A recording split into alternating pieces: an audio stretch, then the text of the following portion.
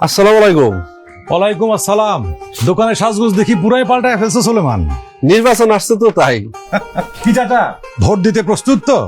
Vote তুমি আর তোমাকে লাগে, আমি বুড়া মানুষ, এই শরীর লইয়া কেমনে ভোট দিতে যাব? আর আমি ভোট দিলে দেশের কি বা বদলে? কষ্ট হইব সেটা মানছি, কিন্তু আপনার একটা ভোটে ঠিক করে দিব আপনার নাতি নাতনিরা কেমন দেশে বড় হইব।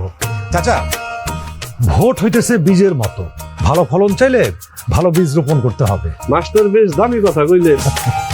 আমারে কথাটা একটু বুঝায় কত মাস্টার। চাচা, আপনাদের অভিজ্ঞতার আলোকে ভালো নেতা নির্বাচনে ভোট দেওয়া মানেই হইল ভালো বীজ বপন করা, আর সেই বীজ থেকে আসবে ভবিষ্যতে তরুণদের বাম্পার ফলন।